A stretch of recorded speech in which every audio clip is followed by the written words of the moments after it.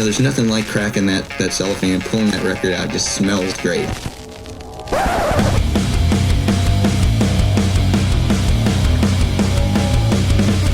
Welcome to BODS Mayhem Hour. Non-stop hardcore energy. I love the show, guys. You're awesome. Unlike any other. With your host, John the Bod, a.k.a.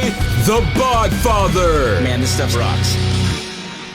This is Eric, a.k.a. from Flotsam and Jetsam, and we're having some metal, listening to BODS Mayhem Hour. The views and opinions of the guests do not necessarily reflect the views and opinions of BODS Mayhem Radio Network, its staff, affiliates, or sponsors. Parental discretion is advised. Welcome to BODS Mayhem Radio Network.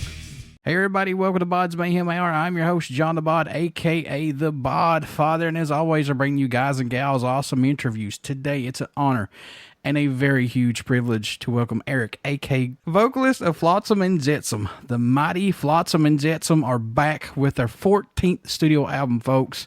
Blood in the Water will be released on June 4th via AFM Records. Also, check out their new single, Blood in the Water, and first single, Burn the Sky. And if you don't know who Flotsam and Jetsam is, you are sleeping under a rock for many years. These guys are some of thrash heavies. So, Eric, welcome to the show, man.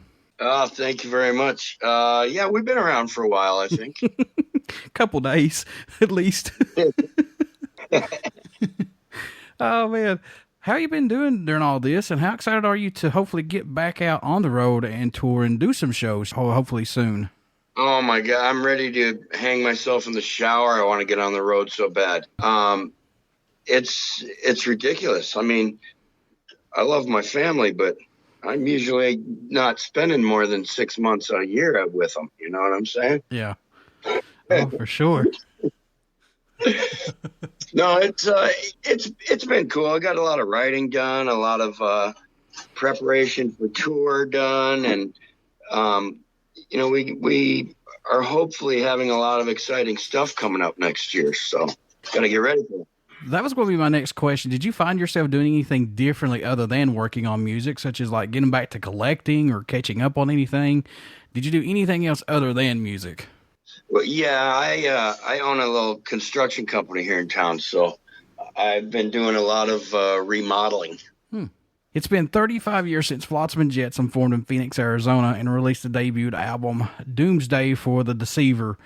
Now Flotsam is releasing their upcoming 14th studio album. Eric, did you think the band would still be, around at this point, and plus now releasing their 14th studio album? Because some bands don't get past an EP or one album. Yeah, different spots of our career, I thought different things. The first two records, I thought I was going to be the biggest rock star on the planet, and I was going to have a different colored Lamborghini for every day of the week. Big house up in Beverly Hills and all that stuff. And that's where I thought this career was going to take me. By about the fifth album, I was hoping to be able to pay my phone bill with the band. Oh, wow. So, and that's where reality kind of hits you in the face a little bit. But I certainly didn't think during our fifth album that we'd be doing number 14. Not only doing number 14, but 12, 13, and 14 are our best albums yet and our most energetic out of all of them. Does that kind of shock you, though, to see like the upper tier albums, like 13, 14, 15, or like the most energetic, stuff like that? I mean, does that kind of like an unbalance for this?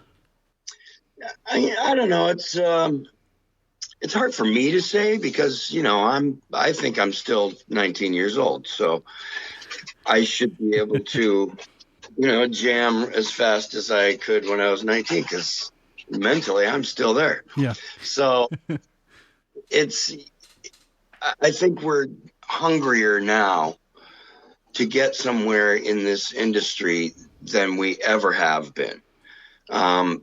There are times when we were on our way to being, bigger than we ever got.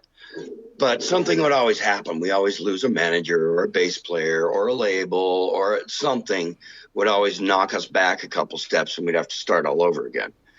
So this is 3 albums in a row of good uphill climb in our careers. And this new one's just going to push us over a new ledge, I think. You know, I've had many conversations with friends, and they're like, let's talk about like thrash metal, man. I'm like, okay. Then they're like, you know, Metallica and Exodus and all these other bands and Venom. And I'm like, well, what the fuck? Why not Flotsam and Jetsam? And then they go listen to some of your music. They're like, yeah, man, you was right. It's like, yeah, I know I'm right. Flotsam and Jetsam's a hell of a band. And I'm not saying it just because you're on here. It's just that I think that you guys don't get the respect that you should. And that's just me personally. It's weird because we're kind of a band's band, I think. Kind of like Rush was. You know, all the musicians in the world just think Rush is one of the greatest things ever, because they are. But that we're kind of a band's band. All the bands really like us, and the fans have no idea who we are. How does it feel to have a new album in the Flotsam and Jetsam music library? You know, I think my goal now is to shoot for like 100. I want to get 100 albums out before I'm too old to do this anymore. It's kind of a cool thing. I mean, there's some albums we've put out that I would like to change or better or remix or whatever. But these last 3, I wouldn't change a note on any of them. Mm. And that kind of freaks me out a little bit, because I've always been my worst critic, and I'm really trying hard on these last 3 albums to, you know, to pick things out that I don't like, and it's a very small list. Writing the new album, Blood in the Water, did it challenge you as a band because of COVID, bringing the album to life? Were these songs that had been written previously, or are these all just brand new songs, Eric? These are all brand new songs. I have a writing team. Mike Gilbert, Steve Conley are a ridiculous writing team. You know, I used to, back in the day, I would count on Mike writing most of the record because he was good at it and he was quick, and, you know, the stuff he was turning out was really cool. Now I've got 2 Mikes, you know what I mean? And Steve has a slightly different style, but he writes great stuff, and he's fast and he's hungry, and, you know, it's like having 2 great guitar players in your band is something I guess I've experienced before, because I've had some great players, but this is just on a different level for me. Does he give you that extra spark, man, that you might have been missing maybe to the band? Yeah, I think the changes since we've gotten Steve Conley in the band, and he's been in the band for years now, mm-hmm. but since then we've made some other lineup changes, and each time we make a change, it seems to give us a few more horsepower each time, you know? So now we're just, you know, we're running 1,000 horses and 6 carburetors, and we're just going nuts, you know? And these horses won't get caught doing drugs at a derby. Sorry, I had to put that in there. You said horses. No. Not only not only is that cheating, but we're a little too old to be doing the drug thing now. As a band, Eric, were you a little nervous releasing this album right now, since bands can't tour or really do anything other than just put singles and do some live stuff on YouTube or Twitch? The thing I was nervous about was trying to top The End of Chaos, which was number 13. I mean, that was one of our best records ever, and it got a lot of really good reviews, and, you know, upped our views and our likes and our fan base and everything. And here we are going, wow, we have to make one that's better than that now. We can't go downhill. We have to go uphill. So that was the main thing I was really nervous about. This thing was supposed to be released, you know, at the beginning of the year, but because of the COVID and no touring, and, you know, most of our label was out of the office for months at a time, it was, they kind of said, you know, let's wait and do this like 3/4 of the year in, give us some time to remix and re-go over the songs, and give them time to come up with some kind of a marketing plan for us. And it turned out being a lot better. We could relax, exhale. We weren't on some kind of a schedule where we had to have it done by a certain time. We got to take our time with it, which is really nice. What's impressed or excited you the most about making a new album, if anything? What sticks out the most for you personally, overall? I'm not getting any younger. So my vocal is harder work now than it's ever been. And I'm kind of on a roll. So that's a lot of pressure for me to come up with vocal lines that, once again, are not going downhill. They have to be stronger and meaner and tougher than the record before, or, people will get bored in a hurry. Yeah. Yeah, and people lose interest so quickly now. It's like, album comes out, 2 months later, it's like, okay, what else? What else are they putting out? It's not like it was back in the 80s when you got that album and then you're like, all right, I can listen to this for months. You know what I mean?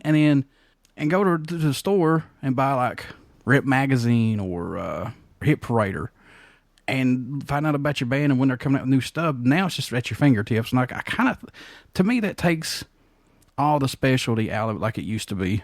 Yeah, it takes a little romance out of it. I mean, I remember I had the Holy Diver cassette in my truck for months and months and months. Every time I turned that thing on, it would just automatically start playing.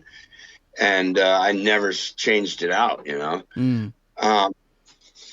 and it's, I don't know, it's being more accessible to everything is kind of cool, and having everybody more accessible. But at the same time, it does lose a little of the romance of, having to go out and buy the thing and listen to it. Because not only that, but you just paid money for this physical thing you're holding in your hand. You're going to listen to it over and over again because you paid money for it. Sure. Why would you buy it and just lay it on the table? Sure. So that got fans into the bands deeper, I think, too, because you play that thing over and over because, why would you waste the money if you weren't going to do that? Any tracks standing out more to you than any right now on the album? I know it must change every time you listen to it. I know these are your babies, but do you have any that stick out for you personally? There's a couple that are at the moment my favorites, but my favorite has changed every month so far since we've been done with this thing. The Walls is one of my favorites. I think it's a little more radio friendly, kind of metal radio friendly. And Cry for the Dead was some really emotional singing for me.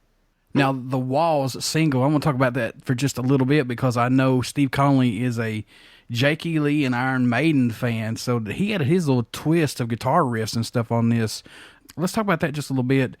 Being a Jakey Lee fan and Iron Maiden, did he add his little twist on this for like a power metal riff? I don't know. I think we've been on the verge of speed, power, and thrash metal, just walking right that thin line and, leaning back and forth into different types of metal for a long time now. But, Steve, he's just an incredible songwriter. There's three little notes right when the vocal comes back in at the end of the solo. I mean, this solo is amazing, but it's just three holding little notes, and it adds so much to this song. And it's just stuff like that stuff that people don't even notice, but just changes the whole song for me, And Steve does stuff like that in songs all the time. He was really a great find for this band. Was there a song that you all were working on that totally ended up differently than intended to at the beginning? All of them. They send me tunes with, no vocals on them, just a little scratch track guitars and a little scratch bass and computer drums, and they send them to me with some kind of a vocal melody in their head, but they send it to me bare. And when I give it back to them, it's completely different from what they were hearing. And once we get solos in place, then I want to change stuff again. And then once we get drum rolls in place, then I want to change stuff again. So the songs are constantly evolving to what they end up being compared to what we think they are when we're writing them. Do you see songs evolving more on these last 3 albums than compared to the older ones, if that makes sense? The older albums, we kind of limited each other a little bit. As far as solos, if there was something that was dragging a little bit, one of us would say something to the guitar player and say, hey, that little part of the solo is dragging, beef that up or something. And they were constantly changing my melody lines and lyrics. And so we all felt a little trapped, just because of that. We were a little bit, trapped from each other when we were writing. But, we're older now. None of that shit matters to us. And as far as vocal lines for me, I felt like I was never really allowed to do the big, huge choruses and the tons of harmonies and all that crap, which I really enjoy doing. But we've done a lot of that on these last 3 records because we have no boundaries of any kind. So that's really nice when it comes to writing, with just to know nobody looking at you out the side of their eye or nothing. You're just free to do whatever the hell you want. And, once they hear something that I have down in its entirety, they get it and they latch on. Same thing with the solos or rhythm riffs. If I were to hear just a riff by itself, I might go, I don't know, it's not really that exciting. But when you put it together with the other riffs they have planned that go with it, and you hear it in the entirety with a beat behind it, now it takes on a whole different animal, So that's kind of the neat thing about all of us doing our own stuff in our own place, is that you don't have somebody telling you what to do. You just do it, and then you decide whether it sounds like crap or not. You teamed up again with Jacob Hansen, who's worked with UDO, Volbeat, Amarnath, Powerwolf, who mixed and mastered the album. How's working with him? Does he get just exactly what you guys are looking for? The weird thing about him is, I think I may have met him on the road once, but other than that, I've never actually talked to the guy, just emails and stuff. We tried him out, and we sent him the stuff, and we're like, well, we'll see what he comes back with, how much we have to change or nitpick or whatever. And the first 3-4 mixes he sent, we were like, whoa, I don't hear anything to change here. And so that's the kind of producer you want, a guy you don't even know, listens to your stuff, he's never heard it before, and he comes out with this mix that you can hear everything like it's louder than the next instrument, And that's what he gets every time. We've given him very few notes, very few changes on his mixes. He just gets it.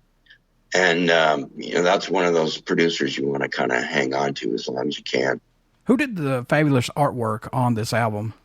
Andy Pinkerton. Very metal art. He's in London. He's a huge Flotsam fan. He does most of our T-shirt art, our flyers, our posters. He does, he's done the last 3 record covers. He does all of our lyric videos. He's super easy guy to work with. He doesn't overcharge for anything, and he comes up with great stuff. Once again, we have to give him very few changes and notes on anything. What he comes up with is better than what we had in our heads most of the time. Do you still see the band musically growing? I mean, I know you've been around for a long time, but do you still see the band musically growing and going outside that box and still pushing those boundaries? Absolutely. We're hungry for it. There are bands that have gotten to a next level that we never got to, and it's not superstardom or anything. It's just, a little better spots on festivals, a little more people at your shows. You can do this for a living. That's like the next level up. That's just above our heads.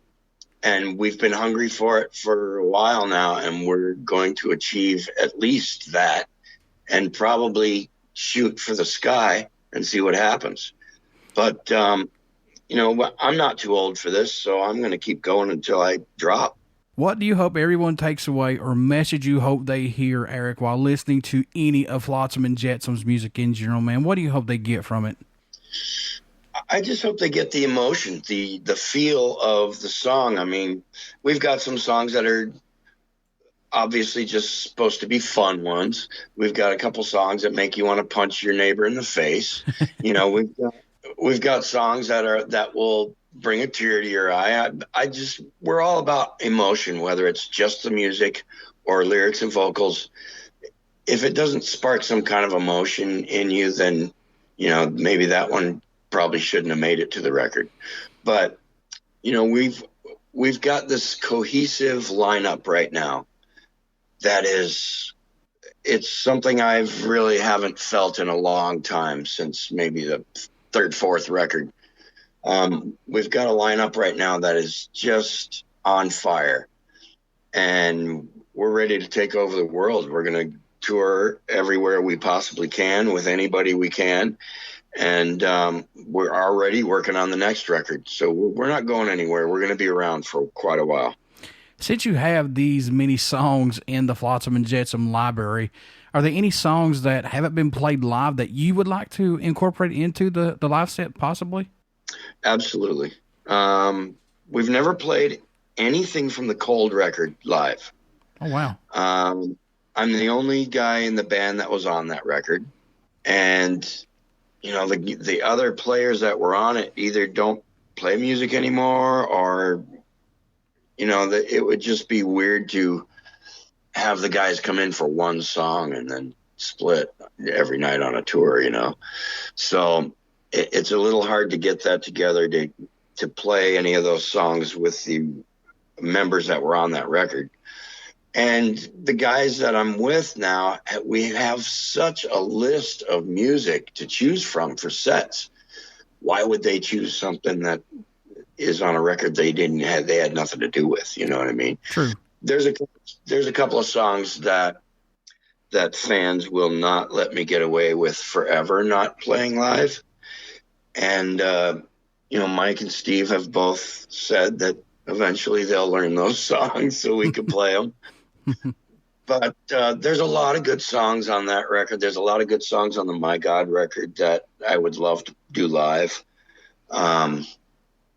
Geez, you know, there's a few one-offs here and there on every other album that I'd like to do live. But there's some songs we have to play or people just get angry at us, you know? Sure. We have to play Hammerhead. We have to play No Place. There are other songs from like Drift and Quattro that we play a lot because people love them. So there's part of our set list is taken up already by stuff we have to do. And then the other half, the five of us have to bicker and argue about what of the other 150 songs we have that we're going to put in the other half of the set.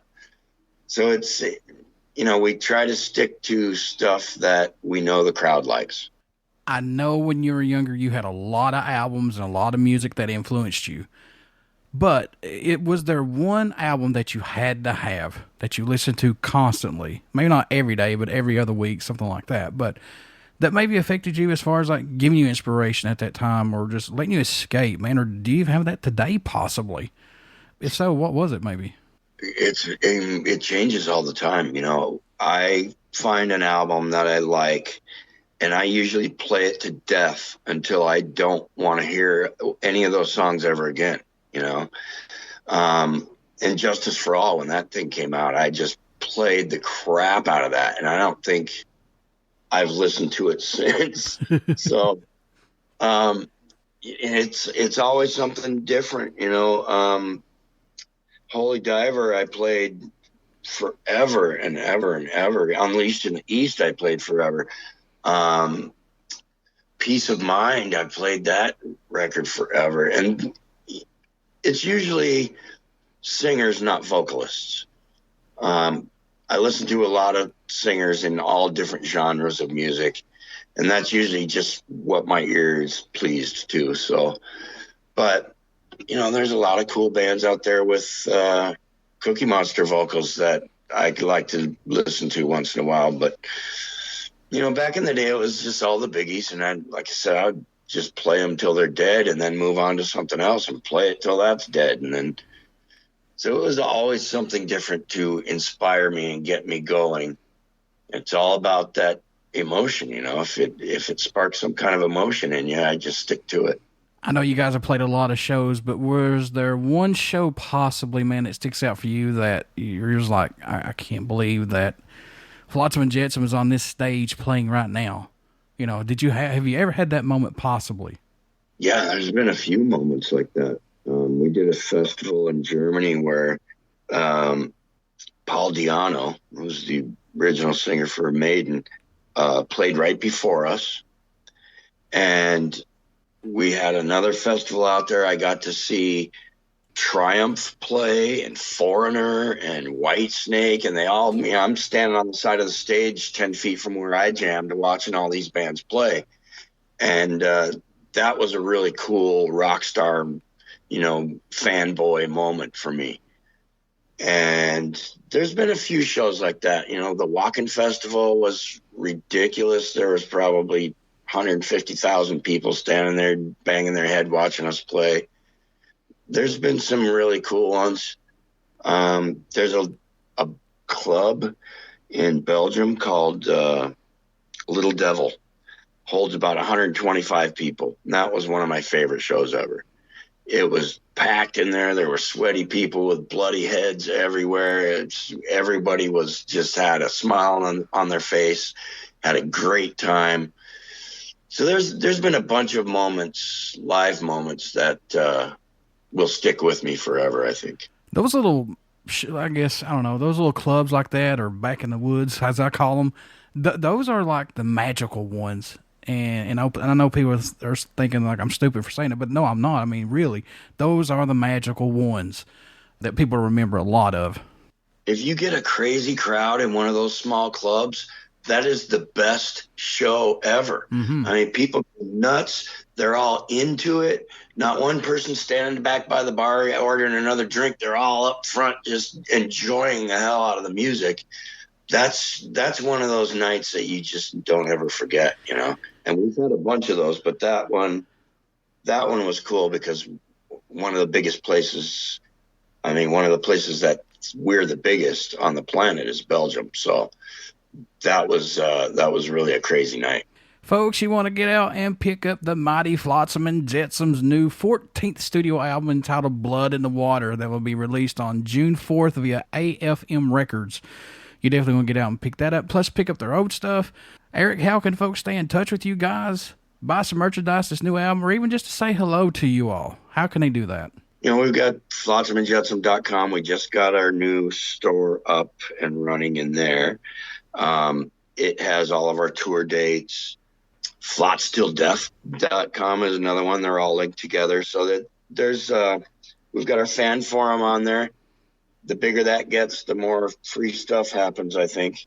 The guy running it has some weird, crazy thing going on where he gets so many people added onto it and he starts giving stuff away. Oh, that's awesome. Stuff we don't But, yeah, that's a real good way to keep in touch with us. All five of us answer all emails in there personally. There's no website guy's girlfriend answering questions for us or any of that crap. So it's really kind of a cool thing, and it's pretty new. We just got it up and running. So before I let you go, good sir, would you care to do a promo for my show? Absolutely. This is Eric AK from Flotsam and Jetsam, and we're having some metal, listening to BODS Mayhem Hour. Everybody stick around. We got some great stuff coming up, and you only hear these interviews right here on BODS Mayhem Hour and BODS Mayhem Hour Podcast. Please get out and check out the mighty Flotsam and Jetsam. You will not be disappointed. Check out their 14th studio album, Blood in the Water, that'll be released on June 4th via AFM Records. And also, please check out their new singles, Blood in the Water, and first single, Burn the Sky.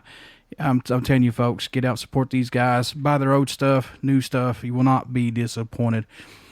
And also, please get out and check out our Facebook page. It has our podcast link, YouTube link. You want to subscribe to our YouTube link because we have a lot of stuff that we're going to be giving away as well. And you definitely want to do that. So, Eric, my man, first off, thank you all so much for still being around and still putting out music and just giving us good hope and everything, and just, you know, letting us escape with your music. So as a fan of Flotsam, thank you so much for over the years. Oh, thank you very much, man. What else am I going to do? I'm not good at anything else.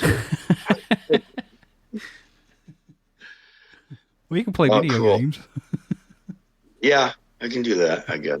I'm not very good at it. My kid just kicks my butt all the time. All right, folks, stay tuned for the next podcast, and I appreciate every one of y'all. Thank you so much, Eric. Thanks, man. Have a good one.